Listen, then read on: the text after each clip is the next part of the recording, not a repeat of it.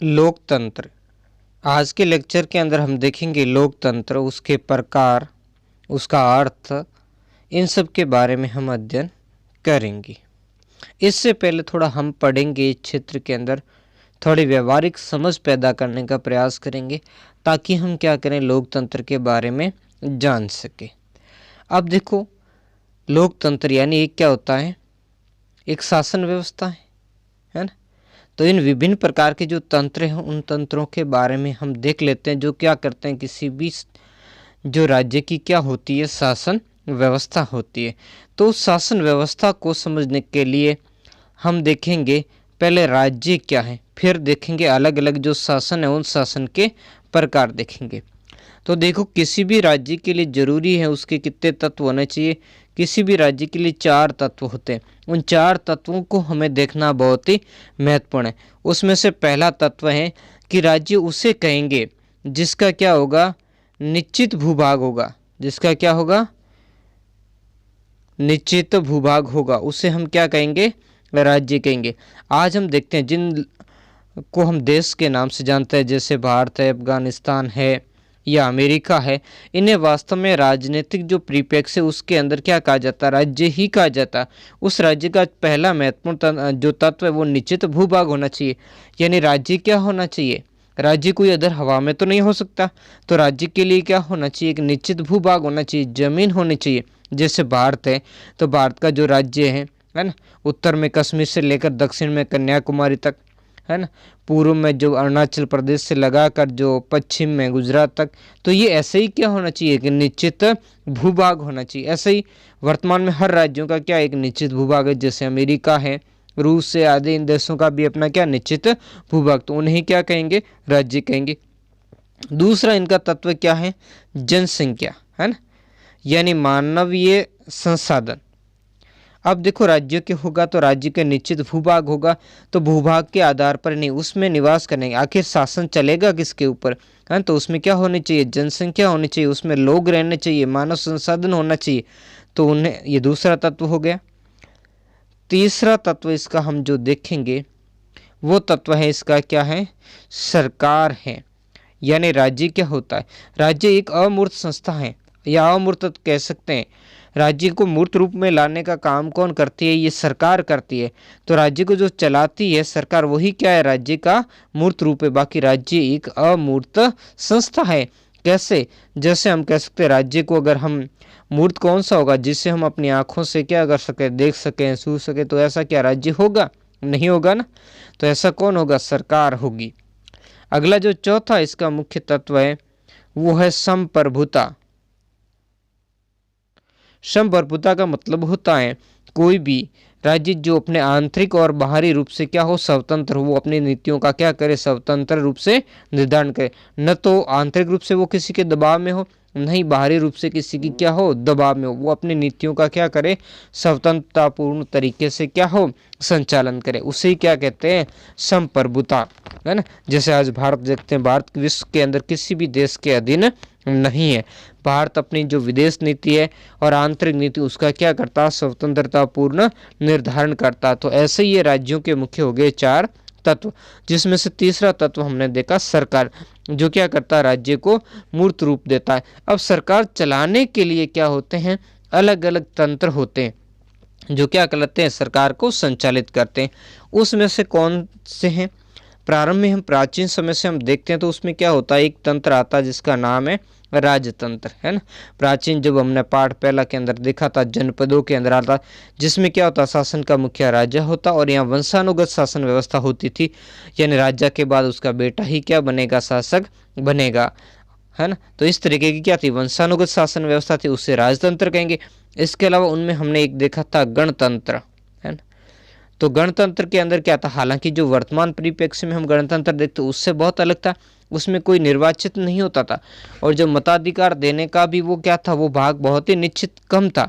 तो ये विभिन्न प्रकार के जो गणों के मुख्य यानी कुलीन प्रमुख ही हुआ करते थे, जो अपने में से किसी को शासन करने के लिए उसका क्या करते थे, चुनाव किया करते थे। तो इसके बाद में एक और शब्द जो आया था वो था अधिनायक तंत्र, जिसमें क्या हो, या तो एक व्यक्ति या एक कुछ व्यक्तियों का जो समूह वही मुख्य हो, वो क्या करवाए, अपने उनके आदेश, उनकी इच्छाएं क्या होती है, कानून होती है। जैसे हिटलर थे, मुसोलिनी थे, है ना। तो ऐसे विश्व के अंदर उन्होंने क्या किया था, अधिनायक तंत्र को क्या किया था, स्थापित किया था। वर्तमान में जैसे उत्तरी कोरिया के अंदर ऐसे ही शासन व्यवस्था क्या है, प्रचलन के अंदर है। और अगला जो हम देखते हैं वो कौन सा है, वो है लोकतंत्र, जो हम देखेंगे जिसमें जनता का क्या हो, शासन हो। तंत्र क्या, शासन, जिसे हम लोकतंत्र को अन्य नाम से प्रजातंत्र भी कहते हैं या फिर इसे जनतंत्र के नाम से भी जानते हैं। हालांकि इस लोकतंत्र की विशिष्ट जो परिभाषा है उसके अंदर आगे देखेंगे तो हम इसके बारे में और भी ज़्यादा अच्छी तरीके से क्या कर पाएंगे, समझ पाएंगे। तो नमस्कार विद्यार्थियों, मैं हूं अशोक कुमार और आपका मेरे चैनल कबीर क्लासेज 58 में स्वागत है। वीडियो को लाइक करें और लाइक करने के साथ साथ अपने दोस्तों के साथ भी शेयर करें। अगर आप चैनल पर पहली बार आए हैं तो चैनल को सब्सक्राइब करना न भूलें। अब करते हैं प्रारंभ। तो सबसे पहले हम जो देखेंगे वो देखेंगे लोकतंत्र का अर्थ देखेंगे। लोकतंत्र का अर्थ एवं विभिन्न प्रकार, इनको समझने का हम प्रयास करेंगे। आखिर ये है क्या। तो देखो, जो लोकतंत्र जो शब्द है वो शब्द एक अंग्रेजी भाषा का एक शब्द है डेमोक्रेसी, इससे मिलकर के बना है। ये शब्द आपके सामने डेमोक्रेसी, जिसका हिंदी अनुवाद होता है क्या, लोकतंत्र होता है, यानी जनता का शासन। या जनतंत्र भी जनता होती है, प्रजातंत्र भी जनता, यानी वही, तीनों का एक ही अर्थ यानी समानार्थी शब्द है। ये अंग्रेजी शब्द डेमोक्रेसी ग्रीक भाषा से, ध्यान रखना इस पाठ में जो प्रश्न आएंगे वो आपका एक प्रश्न आएगा 1 नंबर का और एक प्रश्न आएंगे 4 नंबर का, यानी कुल ये 5 अंक का पाठ है। तो उसके हिसाब से ध्यान देना। जो अर्थ वाला बहुत ही महत्वपूर्ण है क्योंकि 1 नंबर का इस प्रकार का प्रश्न पूछा जा सकता है। तो जो लोकतंत्र वो क्या है, मुख्य रूप से इसको कहते हैं हम डेमोक्रेसी। तो जो डेमोक्रेसी है वो क्या है, ग्रीक भाषा के शब्द है और ये ग्रीक भाषा के 2 शब्दों से मिलकर बना, यानी डेमोक्रेसी शब्द तो क्या है, अंग्रेजी भाषा का शब्द, लेकिन ये अंग्रेजी भाषा का डेमोक्रेसी ग्रीक भाषा के 2 शब्दों से मिलकर बना, जिसका एक नाम है डेमोस और दूसरा शब्द है क्रेटिया, यानी इन दोनों के क्या है, संयोग से मिलकर के ये बना है। अब इसमें देख लेते हैं अलग अलग प्रकार क्या है। जिसमें डेमोस का मूल तो अर्थ था भीड़, है ना। प्रारंभ के अंदर क्या था, जब लोकतंत्र के अंदर तो क्या होता था, बहुत सारे लोग इकट्ठा होकर के ही शासन को चलाया करते थे। मुख्य रूप से ये प्राचीन समय में यूनान के अंदर जो प्रत्यक्ष लोकतंत्र था, जिसमें जनता प्रत्यक्ष रूप से क्या करती थी, भाग लेकर के शासन सत्ता को क्या करती थी, संचालित करती थी, सारे जो नीति निर्णय लिया करती थी। इसी कारण इसे प्रारंभ में क्या कहने लगे, डेमोस, यानी जिसका मतलब भीड़ हो गया था। किंतु आधुनिक काल में इसका अर्थ जनता से लिया जाता है, यानी वर्तमान के अंदर जो डेमोस शब्द का अर्थ है जनता और क्रेटिया का अर्थ होता है शक्ति। तो इसे हम कह सकते हैं जनता की शक्ति, है ना। तो इस प्रकार जो शब्दार्थ की दृष्टि से डेमोक्रेसी का जो अर्थ है वो है जनता की शक्ति। लेकिन हम यहाँ जानते हैं कि इसका वास्तविक विस्तृत अर्थ हम देख लेते हैं। तो यानी डेमोक्रेसी का अर्थ हुआ जनता की शक्ति पर आधारित शासन तंत्र, यानी जो प्रजातंत्र या लोकतंत्र उससे कहेंगे जो जनता की शक्ति पर आधारित जो शासन तंत्र है उसे ही हम प्रजातंत्र, जनतंत्र या लोकतंत्र नाम से जानेंगे। इसमें 3 अंत संबंधित अर्थ भी निहित है। वो अर्थ कौन कौन से हम देख लेते हैं कि इसमें से कौन से 3 अर्थ हैं। तो इसमें से पहला ये निर्णय लेने की क्या है, एक विधि है ना। लोकतंत्र क्या है, निर्णय लेने की एक विधि, विधि यानी क्या होता है, कानून होता है। तो वैसे निर्णय लेने की जो अंतिम कानून यानी अंतिम जो शक्ति है वो शक्ति किसके पास में, जनता के पास में। और जनता क्या करती है, या तो खुद भाग लेती है, अपने प्रतिनिधियों के माध्यम से क्या करती है, शासन चलाती है। और ऐसा ही शासन लोकतंत्र कहलाता है जिसमें या तो जनता खुद उसको चलाए या अपने प्रतिनिधियों के माध्यम से चलाए। तो इस माध्यम से ये क्या हो गया, लोकतंत्र एक विधि है। दूसरा, ये निर्णय लेने के सिद्धांतों का एक समूह है। क्या है, लोकतंत्र क्या है, इसमें एक समूह है, क्योंकि इसमें बहुत सारे जो जनता या तो मिलकर या अपने प्रतिनिधियों के समूह के माध्यम से क्या करती है, जो सारे निर्णयों का क्या करती है, क्रियान्वयन करती है, यानी सारे निर्णय लेती है। उन निर्णयों का क्रियान्वयन करने की सब शक्ति किसके अंदर है, एक समूह के अंदर है। तो इसी कारण हम लोकतंत्र को कह देते हैं निर्णय लेने के सिद्धांतों का क्या है, एक समूह है, क्योंकि सबके अपने अलग अलग सिद्धांत होते हैं। अगला देखेंगे, ये आदर्शात्मक मूल्यों से संबंधित क्या है, अवधारणा यानी कॉन्सेप्ट है। कैसे आदर्श मूल्यों से संबंधित है ना, तो यहाँ भी ध्यान रखना कि लोकतंत्र जो जनता के लिए है, जिसे अपने आगे हम वैसे देख लेंगे। एक व्यक्ति थे अब्राहम लिंकन, जो अमेरिका के भूतपूर्व राष्ट्रपति भी रहे। उन्होंने इसके लिए कहा था जनता का, जनता के लिए और जनता द्वारा, है ना, हम समझ लेते जनता का, जनता के लिए और जनता द्वारा किया गया शासन या चलाया गया शासन, उसे ही हम क्या कहेंगे, प्रजातंत्र कहेंगे। तो इसमें क्या होगा, आदर्शात्मक यानी जनता के हित को ही सामने रखा जाता है। अगला देखेंगे, आधुनिक काल में लोकतंत्र को केवल शासन का एक रूप ही माना जाता है। कैसा रूप माना जाता है, शासन का एक रूप ही माना जाता है, जिसमें कुछ विशेषता देखेंगे। एक व्यक्तित्व है ब्रंस के अनुसार क्या कहते हैं, लोकतंत्र एक ऐसा शब्द है जिसके क्या होते हैं, अनेक अर्थ हैं, है ना। ये लोकतंत्र क्या, इसके साथ भावनात्मक अर्थ भी जुड़ा हुआ है। लोकतंत्र के शब्द जो वास्तविक अर्थ को समझने के लिए जरूरी है कि हम उनके विभिन्न रूपों से जुड़ी हुई क्या है, अवधारणाओं से परिचित हो। अब इन्हीं अवधारणाओं को हम समझेंगे। यानी इन्होंने तो ब्रंस ने इसको कह दिया कि ये हमारी भावनाओं से भी जुड़ा है, और बिल्कुल है भी सही। लोकतंत्र की अभिव्यक्ति जनता की क्या होती है, भावनाओं से ही होती है, यानी लोग से ही मिलकर लोगों की भावनाएं इससे जुड़ी होती है। तो इस तरीके से इसका अर्थ भी बड़ा ही भावनात्मक है। तो पाठ संख्या इसका हम क्या देखेंगे, बी देखेंगे, जिसमें हम देखेंगे लोकतंत्र के विभिन्न रूप के बारे में। तो हम जैसा कि देखते हैं कि लोकतंत्र के अलग अलग रूप है। इन रूपों को मुख्य रूप से हम 4 भागों में बांटेंगे, और इन 4 भागों का ही हम क्या करेंगे, अध्ययन करेंगे। आधुनिक काल में लोकतंत्र के प्रमुख रूपों और उनसे संबंधित अवधारणाओं को निम्नलिखित रूपों में स्वीकार किया जाता। एक तो उसमें कौन सा है, राजनीतिक लोकतंत्र है, इनको आगे हम पूरा क्या करेंगे, डिफाइन करेंगे अभी। दूसरा है सामाजिक लोकतंत्र। अगला जो इसमें है वो है आर्थिक लोकतंत्र और नैतिक लोकतंत्र। तो ये 4 जो लोकतंत्र के जो प्रकार, इनके बारे में हम, इन अवधारणाओं के बारे में क्या करेंगे, समझने का प्रयास करेंगे। तो पहला हम देखेंगे राजनीतिक लोकतंत्र क्या है। तो राजनीतिक लोकतंत्र को अतीत में व्यक्तिवादी लोकतंत्र कहा जाता है। कैसा कहा जाता है, व्यक्तिवादी, क्योंकि इस राजनीतिक लोकतंत्र के अंदर कौन भाग लेता है, व्यक्ति भाग लेते हैं। तो इसी कारण इसको क्या कहा जाता है, ये व्यक्तियों पर ज़्यादा ध्यान देता है, व्यक्तिवाद पर ज़्यादा बल देता है, इसी कारण इसे व्यक्तिवादी लोकतंत्र कहा गया। किंतु आधुनिक युग में इसे उदारवादी लोकतंत्र के नाम से जाना जाता है, क्योंकि वर्तमान में ये किसी का पक्ष नहीं लेता, है ना। तो सबके प्रति क्या रखता है, ये समान भाव रखता है, इसी के कारण इसको उदारवादी लोकतंत्र कहा गया। यानी अब व्यक्ति पर ही सिर्फ ये महत्व नहीं देता, ये उसके जो लोकतंत्र के जो सभी पक्ष है उनको महत्व देता है। तो इसी कारण आजकल हम राजनीतिक जो लोकतंत्र है उनको उदारवादी लोकतंत्र भी हम कहते हैं। जैसे आज वर्तमान समय में देख लेते हैं, लोकतंत्र केवल व्यक्तियों के बारे में नहीं, अन्य भी पशु पक्षियों आदि सब के बारे में क्या करता, पर्यावरण के बारे में सबके प्रति ये क्या देता है, ध्यान रखता है। इसी कारण इस लोकतंत्र को हम उदारवादी लोकतंत्र के नाम से जानेंगे। आधुनिक युग यानी जो वर्तमान समय चल रहा है, इस युग में राजनीतिक लोकतंत्र की उत्पत्ति पश्चिमी देशों से हुई है।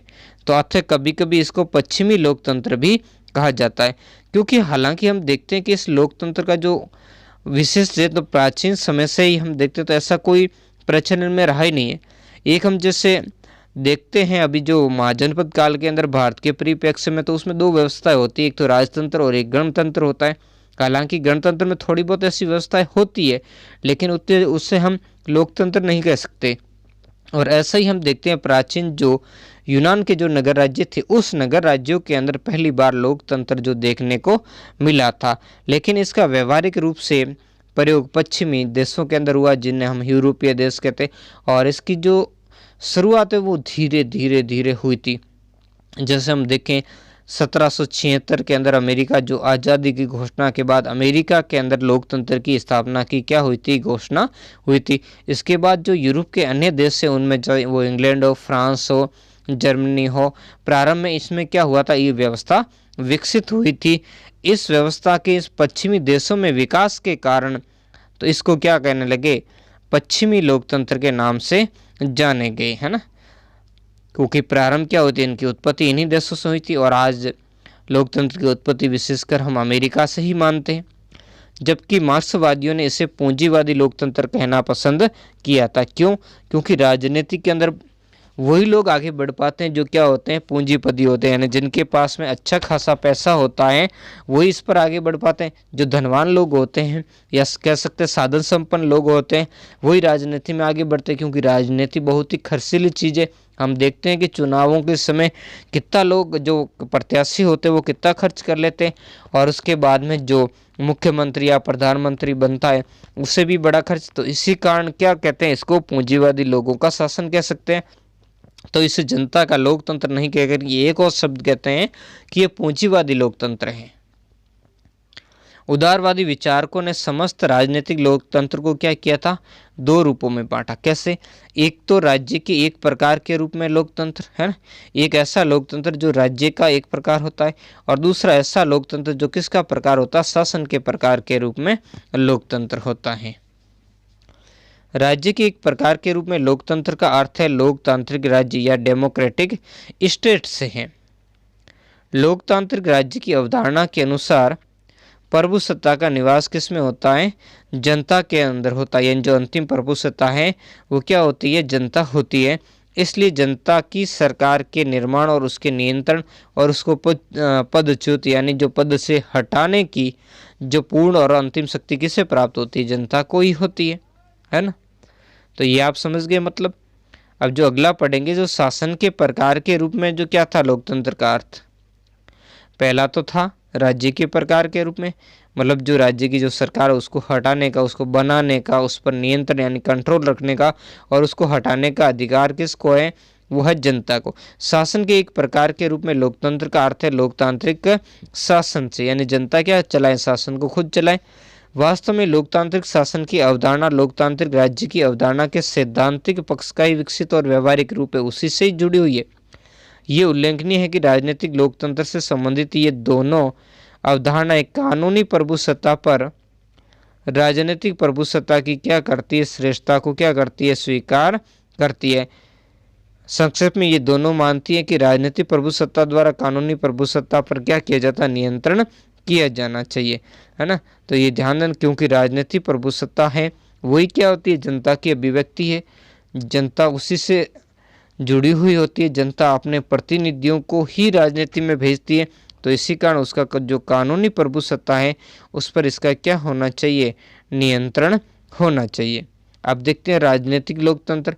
तो राजनीतिक लोकतंत्र के एक अंग के रूप में लोकतांत्रिक शासन के क्या होते हैं, दो उपभेद होते हैं। एक तो हम देखेंगे प्रत्यक्ष या शुद्ध लोकतंत्र, यानी जिसके अंदर जनता क्या होगी, प्रत्यक्ष रूप से भाग लेगी, सीधी हम कह सकते हैं डायरेक्ट पार्टिसिपेट करेगी। और दूसरा अप्रत्यक्ष या प्रतिनिधि लोकतंत्र, इसमें क्या होती है, जनता भाग नहीं लेती है और इसमें जनता अपने चुने हुए प्रतिनिधियों के माध्यम से क्या करती है, शासन को संचालित करती है। जैसे देखते हैं कि प्रत्यक्ष लोकतंत्र उन देशों में ही प्रासंगिक है जिन देशों में क्या होता है, जो देश छोटे हो जनसंख्या की दृष्टि से और भौगोलिक क्षेत्रफल दोनों की दृष्टि से, जो देश छोटे हो उनमें प्रत्यक्ष प्रजातंत्र प्रारंभ जैसे यूनान के नगर राज्यों में था। वर्तमान के अंदर हम देखते हैं स्विट्जरलैंड जैसे छोटे देशों में ही ये सही तरीके से चल सकता है। अगर भारत की बात करें तो यहाँ जो ग्राम सभा है, ग्राम सभा क्या है, प्रत्यक्ष जो प्रजातंत्र उसी का ही क्या है, उदाहरण है, प्रत्यक्ष लोकतंत्र का ही उदाहरण है, जिसमें जनता मिलकर के ही क्या करती है, अपने विकास की योजनाएं बनाती है और विभिन्न कार्यों को क्या करती है, निश्चित करती है। लेकिन अब देखते हैं अप्रत्यक्ष यानी जो इनडायरेक्ट रूप से यानी प्रतिनिधियों के रूप में। तो इसमें देखो भारत जैसे बड़े देश है, तो इन बड़े देशों में संपूर्ण देश की जो जनसंख्या उसको शामिल नहीं किया जा सकता है ना, क्योंकि न तो सारी जनसंख्या को एक जगह एकत्रित किया जा सकता है, न ही सबकी एक समय उपस्थिति हो सकती। तो ऐसे में क्या होता है, जब क्षेत्रफल और जनसंख्या दोनों ही ज़्यादा हो तो ऐसी स्थिति के अंदर जनता क्या करती है, अपने प्रतिनिधि चुनती है ना, आगे अपने क्या बनाती है, प्रतिनिधि बनाती है, और वो प्रतिनिधि मिलकर के जनता की तरफ से क्या करते हैं, शासन को चलाते हैं। तो इसी कारण इसे अप्रत्यक्ष या प्रतिनिधि लोकतंत्र के नाम से क्या किया जाता है, जाना जाता है। और वर्तमान में भारत में इसी प्रकार का लोकतंत्र है, अप्रत्यक्ष या जिससे प्रतिनिधि लोकतंत्र, कैसे जो एमएलए एमपी होते हैं ये क्या होते हैं, इसका चुनाव जनता सीधे करती है, जो अपने मताधिकार का प्रयोग करके इनका जनता सीधे रूप से इनका चुनाव करती है, और बाद में ये जनता की इच्छा के आधार पर ये क्या करते हैं, शासन को संचालित करते हैं। ये उल्लेखनीय है कि आधुनिक युग में प्रतिनिधि लोकतंत्र के भी क्या है, मुख्य रूप से दो रूप प्रचलित हैं। तो इसके जो दो पार्ट है उन पार्टों को देखेंगे। एक तो है संसदीय लोकतंत्र और दूसरा है अध्यक्षात्मक लोकतंत्र। इसको थोड़ा सा आपको डिटेल से समझाऊंगा कि संसदीय लोकतंत्र क्या है और अध्यक्षात्मक लोकतंत्र क्या है।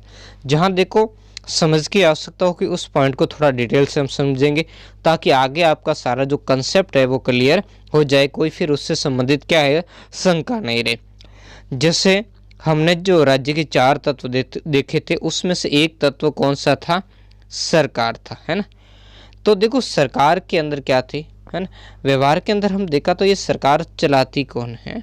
तो सरकार के हम अंग हैं उन अंगों को हम देख लेते हैं कि आखिर इसके अंग कौन कौन से हैं, है ना।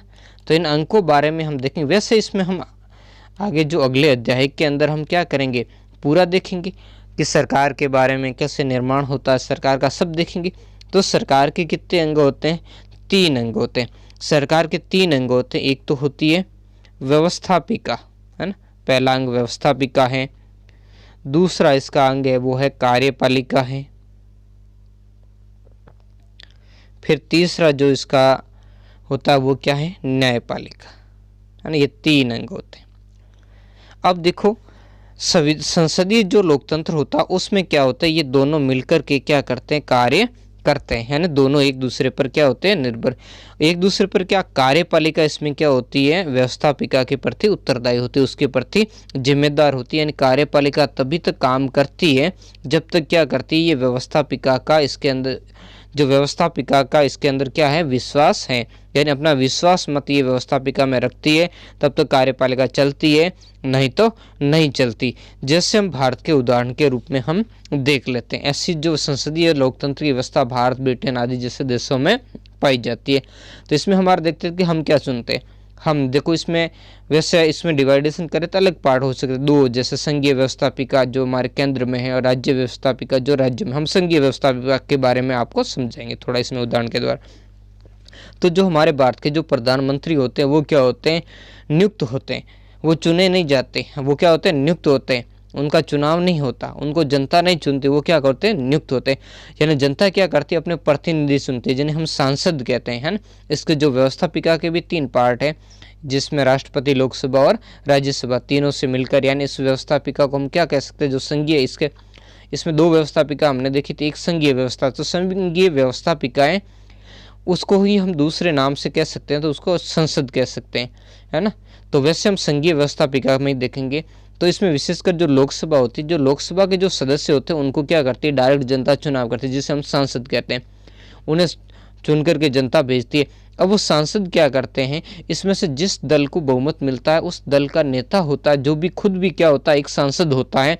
और वो उसे क्या करते हैं, उनके बाकी जो साथी हैं वो उन्हें अपना नेतृत्व करने के लिए उसका क्या करते हैं, चुनाव करते हैं। यानी जब राष्ट्रपति होता है तो वो क्या करता है, राष्ट्रपति उसी को ही प्रधानमंत्री नियुक्त करता है जो बहुमत दल का क्या होता है, नेता होता है, जो लोकसभा के अंदर बहुमत प्राप्त दल का क्या होता है, नेता होता है।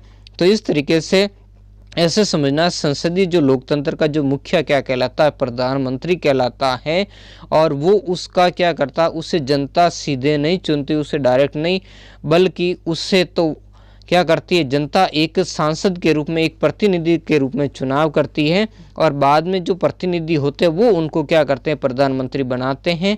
और वहाँ पर एक जो संवैधानिक मुखिया होता है, जैसे भारत में राष्ट्रपति कहलाता है, इंग्लैंड के अंदर क्या है, वहाँ का जो महारानी है तो वो होती है, तो वो इसको क्या करती है, नियुक्त करती है। तो ऐसी व्यवस्था तो संसदीय कहलाएगी, है ना। दूसरी, और इसमें क्या होते हैं, ये तीनों, न्यायपालिका जरूर अलग है लेकिन ये दोनों अंग क्या होते हैं, जुड़े होते हैं। जबकि अध्यक्षात्मक शासन प्रणाली में क्या होता है, ये तीनों व्यवस्थापिका, कार्यपालिका और न्यायपालिका तीनों ही क्या होते हैं, अलग होते हैं। जो संविधान है, संविधान के द्वारा तीनों की कार्य और शक्तियों का क्या किया जाता है, बंटवारा किया जाता है।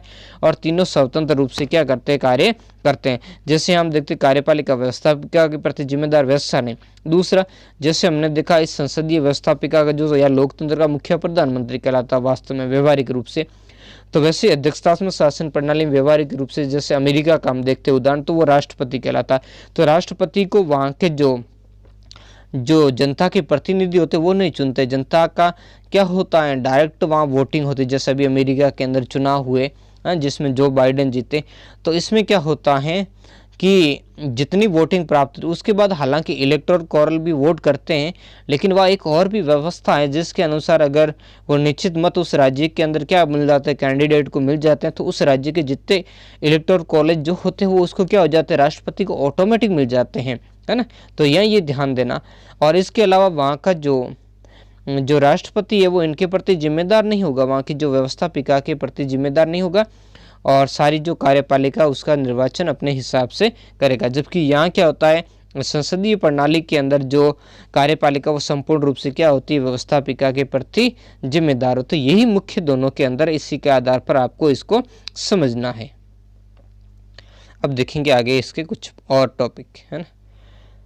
तो लोकतांत्रिक राज्य और लोकतांत्रिक शासन जिनके बारे में हमने देख लिया, अर्थात संपूर्ण जो राजनीतिक लोकतंत्र की कुछ आधारभूत मान्यता, जो राजनीतिक लोकतंत्र हमने देखा उसकी कुछ मान्यता है। वो मान्यताएं क्या है, राजनीतिक लोकतंत्र उदारवादी संविधानवाद में क्या करता है, विश्वास करता है। हमने पहले देखा दो पक्ष को हमने समझ लिया था, एक तो व्यक्तिवादी, यानी प्रारंभ के अंदर लोकतंत्र क्या कहता, व्यक्तिवादी क्यों कहते थे, व्यक्ति के ऊपर ध्यान देता था, है ना, व्यक्ति की कैसे उन्नति होगी, कैसे व्यक्ति के क्या अधिकार हैं, है ना। तो सारी तरीके से घूम करके वो व्यक्ति के इर्द गिर्द ही घूमता था, है ना। जबकि उदारवादी लोकतंत्र अब व्यक्ति को केंद्र में नहीं मानता, इसके अलावा और भी पक्ष थे, उन पक्षों पर भी ध्यान देता था। तो वो क्या करता है, ये सबके सब संविधान, जो एक कानून और संविधान क्या होता है, किसी भी जो व्यवस्था होती है लोकतंत्र उसका एक संग्रह, उसके अनुसार कानून का संग्रह, जिसके अनुसार क्या करेगी, शासन संचालित किया जाएगा।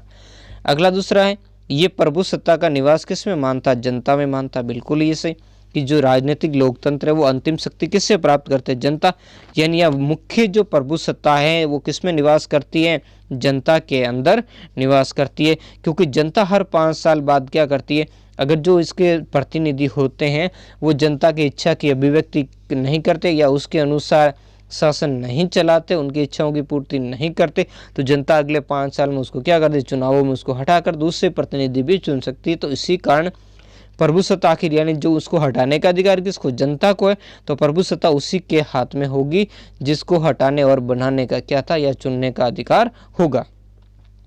अगला तीसरा पॉइंट हम देखेंगे, राजनीतिक लोकतंत्र। तो राजनीतिक लोकतंत्र का जो सैद्धांतिक पक्ष वो क्या है, वो है लोकतांत्रिक राज्य से है ना। तो सैद्धांतिक रूप से क्या है, लोकतांत्रिक राज्य से। इसका व्यवहारिक पक्ष कौन सा, लोकतांत्रिक शासन। इन दोनों के बारे में हम पूर्व स्पष्ट कर चुके हैं, तो अब दोबारा इसका दोहराव नहीं करेंगे। अगला देखेंगे, जनता शासन यानी सरकार को क्या करती है, नियुक्त करती है और उस पर नियंत्रण रखती है, उसे हटा भी सकती है। इसलिए तो जनता प्रभुसत्ता जनता के अंदर है। जनता क्या करती है, जो सरकार होती है, जैसे केंद्र के अंदर देखते हैं जो प्रधानमंत्री के नेतृत्व में जो सरकार बनती है उसको आखिर कौन करती है, जनता नियुक्त चुनकर किसको भेजती है, जनता भेजेगी, और बाद में उनको क्या करेगी, वो अपने सदस्य उसको नियुक्त करेंगे, और वो तब तक अगर जनता के अंदर प्रति जिम्मेदार नहीं रहते, उनकी इच्छा अनुसार काम जनता क्या कर सकती है, उसको हटा सकती है। और विभिन्न माध्यम से जनता उन पर क्या रखती है, नियंत्रण रखती है, अपना कंट्रोल रखती है। और जनता चाहती है कि उससे उसके अनुसार नहीं चल रहे तो चुनाव होते हैं 5 साल बाद, तो तब क्या कर सकती है, जनता उन्हें हटा सकती है, उसकी जगह दूसरे प्रतिनिधियों का भी चुनाव कर लेती है। हम देखते हैं कि चुनावों के अंदर क्या होता है, कभी जब एक विशेष पार्टी क्या हो जाती है, उसकी नीतियों से जनता खुश नहीं होती, तो वहाँ सरकार को जनता उसको हटा देती है और उसकी जगह दूसरी विचारधारा वाली पार्टी को क्या करते हैं, उसके प्रतिनिधि चुनकर भेजती है और वो शासन पर उसको क्या कर देती है, बिठा देती है, यानी नियुक्त कर देती है। अगला हम जो देखेंगे 5वां पॉइंट वो क्या है, राजनीतिक लोकतंत्र वो क्या है, साध्य नहीं होता। साध्य मतलब क्या होता है, जो लक्ष्य होता है। तो जो राजनीतिक लोकतंत्र वो कोई लक्ष्य, खुद लक्ष्य नहीं होता, साध्य नहीं होता। साध्य का मतलब क्या है, जो लक्ष्य होता है, तो ये खुद लक्ष्य नहीं होता, अपितु लोकतांत्रिक साधनों और मूल्यों की प्राप्ति का क्या होता, साधन होता। साधन क्या होता है, जिसके माध्यम से लक्ष्य को क्या किया जाता, प्राप्त, यानी लक्ष्य की प्राप्ति का जो माध्यम होता है, माध्यम को क्या करते, साधन। इन साधनों के माध्यम से, इन साधनों के द्वारा ही क्या साध्य को प्राप्त किया जाता। लोकतांत्रिक साध्य और मूल्य कैसे, जैसे स्वतंत्रता, समानता है, तो इस तरीके के जो मूल्य हैं वो आखिर क्या करेंगे, राजनीतिक लोकतंत्र उसको प्राप्त करने का एक क्या है, साधन है। जैसे आज जैसे कुछ वर्ग अपने को ये मानते हैं कि उन्हें बराबर की जो शासन के अंदर या लोकतांत्रिक या समानता आदि में उनको बराबर हिस्सेदारी नहीं मिली, तो वो क्या करते हैं, इस राजनीतिक लोकतंत्र द्वारा जैसे वर्तमान हम देखते हैं अधिक संगठन बनाते हैं, अलग अलग जो विभिन्न समूह के रूप में वो क्या करते हैं, संगठित होते हैं, और संगठित होकर के अपनी बात को क्या करते हैं, निश्चित करवाते हैं, है ना। तो वो क्या करते हैं, प्राप्ति का, जैसे अभी हमने देख लिया जो राजस्थान के अंदर चल रहा था गुर्जर आंदोलन, है ना। तो गुर्जर आंदोलन जो उसका जो लक्ष्य क्या था, है ना, उसका साध्य क्या था, आरक्षण की प्राप्ति थी। तो उसने क्या किया, राजनीतिक लोकतंत्र को साधन के रूप में प्रयोग किया, है ना। तो जनता के ऊपर, हालांकि उसने आंदोलन का जो अड़ंगा रवैया अपनाया, लेकिन इसके माध्यम से और भी चुनावों के माध्यम से भी वो क्या करते हैं, दबाव डालते हैं। तो इससे भी क्या करते हैं, यानी अपने जो ऐसे प्रतिनिधि चुन करके जो भेजते हैं चुनावों के अंदर, जो क्या करते हैं, हमेशा इनकी बातों को, इनका जो साध्य यानी लक्ष्य, उनकी प्राप्ति में सहयोग प्रदान करें। तो इस तरीके से राजनीतिक लोकतंत्र क्या हुआ, साध्य नहीं है बल्कि जो साधन है जिसके माध्यम से इनको क्या किया जाए, प्राप्त किया जाए। अगला हम देखेंगे सामाजिक लोकतंत्र, है ना। तो सामाजिक लोकतंत्र का मुख्य लक्ष्य क्या होता है, सामाजिक समता की भावना। जैसे राजनीतिक लोकतंत्र का मुख्य लक्ष्य जो क्या होता है, जो राजनीतिक समता होती है उसको प्राप्त करना होता है, जिसके अंदर सबके हिस्सेदारी मिले। और जो सामाजिक लोकतंत्र उसकी भी मुख्य के समाज के अंदर क्या है, सामाजिक रूप से सबको समानता हो, किसी के बाद साथ में भी भेदभाव नहीं हो। समाज के एक प्रकार के रूप में लोकतंत्र को सामाजिक लोकतंत्र कहा जाता है। सामाजिक लोकतंत्र का मुख्य लक्ष्य सामाजिक समता। संक्षेप में सामाजिक लोकतंत्र का अर्थ है समाज में क्या हो, नस्ल के आधार पर भेदभाव नहीं हो, है ना।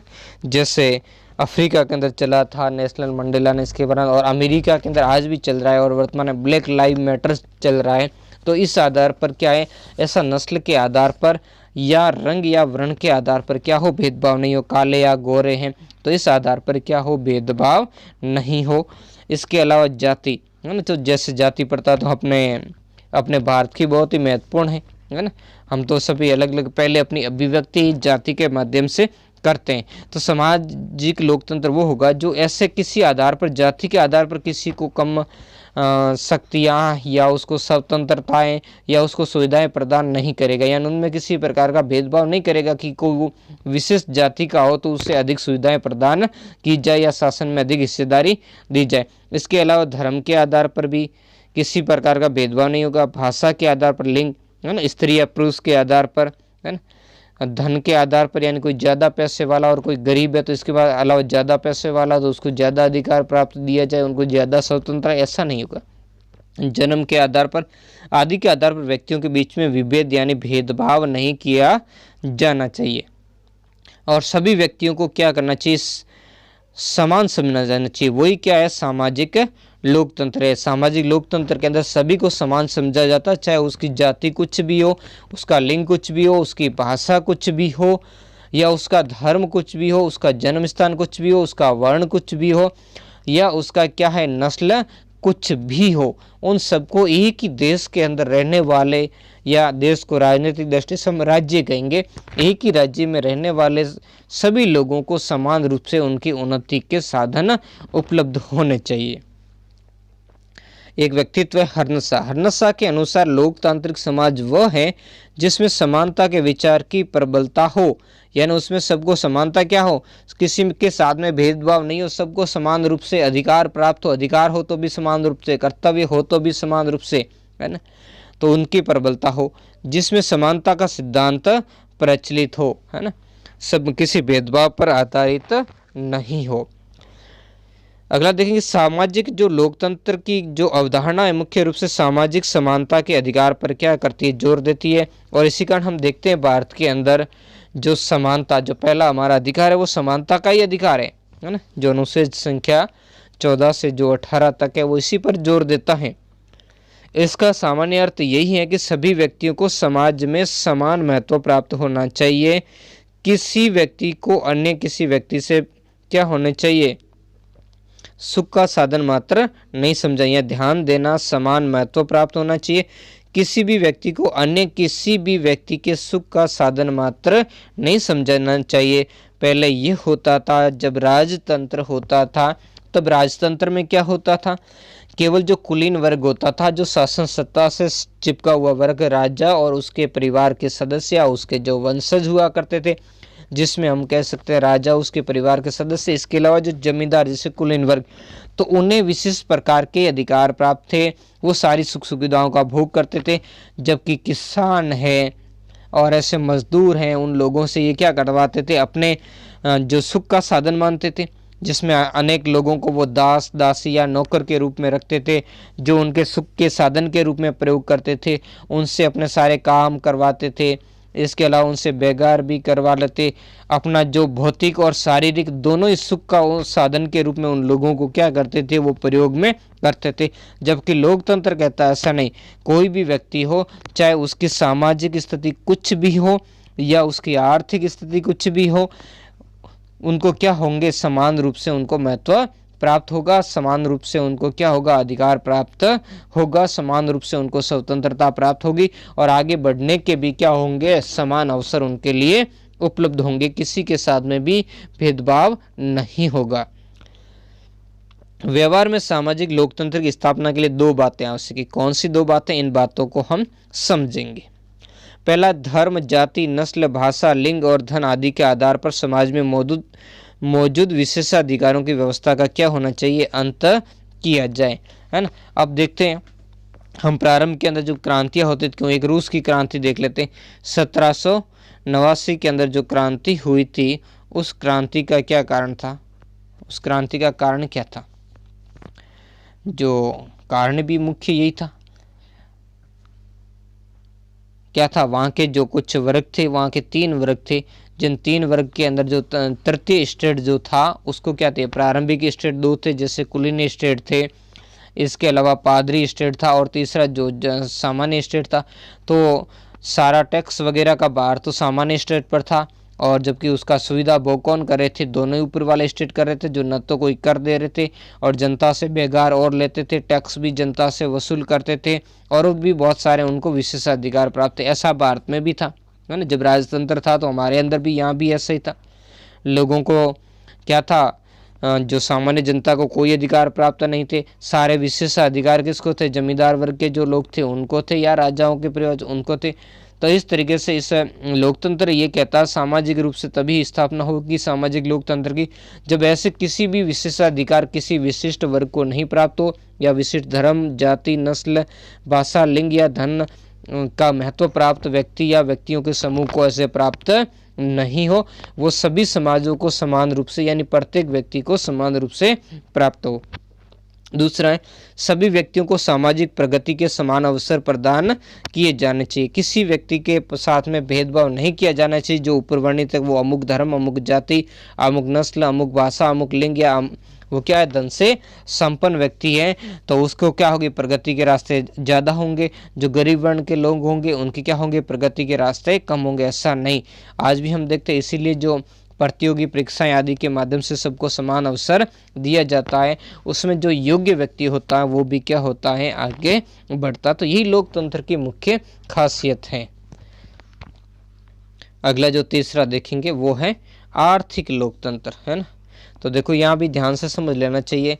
तो आर्थिक लोकतंत्र का मतलब आप इतना समझ, जैसे सामाजिक लोकतंत्र का मतलब सामाजिक समानता स्थापित, आर्थिक लोकतंत्र का मतलब जो अमीर गरीब है उसका भेदभाव को नहीं रखना चाहिए, यानी जो अमीरी और गरीबी के आधार पर भेदभाव नहीं होना चाहिए, इसको अलग रखते हुए, यानी धन के आधार पर भेदभाव नहीं होना चाहिए, और सभी व्यक्तियों को समान अधिकार प्राप्त होना चाहिए। यही वही है। अर्थव्यवस्था के एक प्रकार के रूप में लोकतंत्र को आर्थिक लोकतंत्र भी कहा जाता है। वर्तमान सदी में आर्थिक लोकतंत्र का जो विचार है वो किसने दिया, मार्क्सवादियों और समाजवादियों ने प्रस्तुत किया था। तो हम देखते हैं कि शासन तंत्र के अंदर विभिन्न प्रकार के जो क्या करते हैं, लोगों के साथ में भेदभाव, विशेषकर धन के आधार पर। तो इसमें दो व्यवस्थाएं हो जाती है, एक तो पूंजीपति वर्ग बन जाता है और बाकी जो सामान्य वर्ग रह जाता है। पूंजीवादी वर्ग जिसके पास क्या होता है, आर्थिक जो संसाधन होते हैं उनका संकेंद्रण होता है, और इसी आधार पर वो क्या कर लेता है, शासन सत्ता को भी हथिया लेता है, या शासन सत्ता को अपने कंट्रोल में रखता है, और शासन सत्ता उन्हीं के अनुसार काम करती है। और जो बाकी जन सामान्य जिसमें मजदूर, किसान आदि जो भी है, उनके साथ में क्या किया जाता है, अन्याय नहीं किया जाता। तो ये वो बातें थी जिनके बारे में इसमें दो चीज़ें देखो, मार्क्सवादी, तो इसमें कार्ल मार्क्स और जो एंजल थे उन्होंने इसमें बारे में दी। उन्होंने कहा था कि जो कारखाने का जो मालिक होता है वो क्या करता, उतना उत्पादन में उसका योगदान नहीं करता, क्योंकि जो उत्पादन होता है वो वहाँ काम करने वाले मजदूरों के खून पसीने का होता है। तो इस कारण वो कहता है कि इस उससे निर्मित जो वस्तुएं होती हैं उन वस्तुओं पे जो लाभांश प्राप्त होता है उस लाभांश में मजदूरों का हिस्सा होना चाहिए। जबकि क्या करते वो सारा का सारा लाभांश ये पूंजीपति क्या करते थे, खुद हड़प लेते। तो इसी आधार पर ये कहते हैं कि शासन जो सत्ता होनी चाहिए वो किसके हाथ में होनी चाहिए, सर्वहारा वर्ग के हाथ में होनी चाहिए। क्योंकि शासन सत्ता जब पूंजीपति वर्ग के हाथ में होगी तो ये क्या करेंगे, मजदूर वर्ग का क्या करेंगे, शोषण करेंगे। तो आर्थिक लोकतंत्र तभी इस क्षेत्र में होगा जब क्या होगा, वो लोकतंत्र केवल क्या करेगा, धनी लोगों के यानी पूंजीपति लोगों के हित के लिए नहीं काम करेगा, वो सभी लोगों के हित के लिए काम करेगा। और जो आर्थिक रूप से जो लोगों के बीच में जो खाई पड़ी है उस खाई को क्या करेगा, पाटने का काम करेगा, यानी बीच की दूरियां बिठाएगा। और इसके लिए ऐसे काम करेगा जिसके अंदर जो दबा कुचला वर्ग है आर्थिक रूप से, उस वर्ग को ऊपर उठाने के लिए भी प्रयास करेगा। अगला समाजवादी क्या करते, समाजवादियों ने भी इसका ये पूंजीवाद की थी, ये सभी दोनों ही इसका ही वर्ग किया। क्योंकि पूंजीवाद के अंदर एक व्यक्ति के अंदर या एक व्यक्तियों का जो समूह होता है उसके अंदर भी सारे उत्पादन के साधन का अधिकार होता है। तो इन्होंने भी कहा था उत्पादन के और जो आर्थिक जो साधन है उन पर किसी व्यक्ति का या किसी व्यक्तियों के समूह का अधिकार नहीं होना चाहिए। जैसे कोई कंपनी वगैरह बना करके कर लेते हैं, वर्तमान में हम देखते हैं जैसे भारत के उद्योगपति बड़े बड़े जैसे मुकेश अंबानी जैसे और भी, और अमेरिका के अंदर देखें तो ऐसी पूंजीवादी व्यवस्था जहाँ बड़े बड़े जो उद्योगपति है या जो धनी लोग होते हैं उनके पास ही अधिकतर आर्थिक संसाधनों का क्या है, संकेंद्रण है। तो ये कहते हैं वैसा नहीं होना चाहिए, इन जो जितना भी धन या है उस पर क्या होना चाहिए, सारे समाज का जो उत्पादन के साधन वगैरह है उन पर समाज का क्या होना चाहिए, नियंत्रण होना चाहिए। इसके लिए राज्य होना चाहिए और राज्य ऐसी व्यवस्था स्थापित करे कि सभी समाजों के लोगों के अंदर समान रूप से उत्पादन के साधनों का क्या हो, वितरण हो। तो उसके लिए ये क्या करता है, समाजवाद, यानी अमीर और गरीब की जो खाई है वो खाई पाटी जाए। 18वीं और 19वीं सदी में व्यक्तिवादियों ने भी आर्थिक क्षेत्र में लोकतंत्र की क्या करती थी, चर्चा। तो हमने प्रारंभ में पढ़ा था कि व्यक्तिवादी कौन थे, जो सिर्फ व्यक्ति के इर्द गिर्द बात करते थे, व्यक्ति का उत्थान कैसे हुआ, उसके कल्याण के लिए क्या किया जाए, है ना। तो जो व्यक्तियों के इर्द गिर्द हमेशा क्या करता था, अध्ययन करता था। जो मार्क्सवादी और समाजवादियों के आर्थिक लोकतंत्र सर्वथा भिन्न यानी उससे क्या अलग है और विपरीत यानी उसके उल्टा है ना, उससे क्या है, उल्टा। यानी ये एक पर्टिकुलर किसी एक व्यक्ति के बारे में या उनके बारे में, जबकि ये सब के बारे में बात करता है। अगला देखेंगे नैतिक लोकतंत्र के बारे में। किसके बारे में हम देखेंगे, नैतिक लोकतंत्र। तो कुछ विद्वानों ने लोकतंत्र को एक नैतिक व आध्यात्मिक जीवन दर्शन के रूप में क्या किया था, स्वीकार किया था। ये भी बहुत ही महत्वपूर्ण है कि इन्होंने कहा कि भाई लोकतंत्र की जो चीज़ें हैं वो क्या होती है, नैतिक रूप से होनी चाहिए श्रेष्ठ। कैसे होगी नैतिक रूप से, हम देखेंगे फ्रांसीसी क्रांति के समय यही नैतिक मूल्य हमारे सामने निकल करके आए थे, स्वतंत्रता, समानता, बंधुत्व, भाईचारा। तो यही क्या है, नैतिक है। तो इस तरीके से इसका उदाहरण क्या, लोकतंत्र कैसा होना चाहिए, नैतिक लोकतंत्र होना चाहिए। और आध्यात्मिक जीवन दर्शन के अंदर जब होना चाहिए इसके रूप में क्या होना चाहिए, स्वीकार करना चाहिए। आध्यात्मिक जीवन के दर्शन के अंदर क्या होता है, किसी व्यक्ति के साथ में कोई भेदभाव नहीं होता, कोई किसी की चीज हड़पने का प्रयास नहीं करता है। लोकतंत्र के प्रति इस नैतिक दृष्टिकोण को ही नैतिक लोकतंत्र कहा जाता है। नैतिक लोकतंत्र में समस्त लोकतांत्रिक दर्शन का क्या है, व्यवहारिक रूप है, जिसमें मानव मूल्यों को ही समाज व शासन का क्या किया जाता है, मूल आधार माना जाता है। और मानव मूल्य कौन से, मानव के मूल्य वही है, स्वतंत्रता है, समानता है, भाईचारा है, बंधुत्व है, उनको समान रूप से आगे बढ़ने का मौका मिले। तो यही चीज़ें हैं, एक दूसरे की स्वतंत्रता में हस्तक्षेप नहीं करें, असमानता कोई उत्पन्न नहीं करे। तो ऐसा ही होता है। इस रूप में नैतिक जो लोकतंत्र की सर्वथा अभिव्यक्ति कब होती है, 1789 की जो फ्रांस की जो कि उदार लोकतांत्रिक जो क्रांति उसमें हुई थी, जिसमें स्वतंत्रता की बात रखी गई। क्रांति के यही मुख्य उद्देश्य थे और भारतीय संविधान में बाद में देखते ये उद्देश्य सम्मानित किए गए थे। समानता, सबको क्या हो, समानता हो, लोगों को क्या मिले, समान रूप से सबको स्वतंत्रता मिले, समानता मिले, और लोगों के अंदर भाईचारे की बात हो, तो ऐसे नारे के रूप में हुई थी। और इन तीनों में भाईचारे यानी बंधुत्व का विशेष महत्व है। तो बंधुत्व होगा तभी दूसरी जो ये बातें इनकी क्या हो सकती है, प्राप्ति हो सकती है।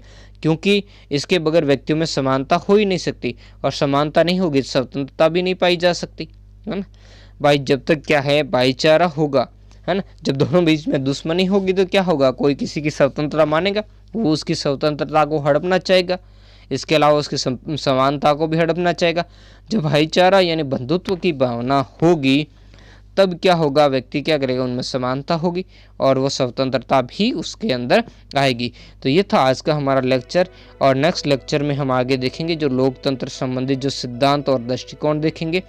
और ये पार्ट कैसा लगा कमेंट करके ज़रूर बताएं। धन्यवाद।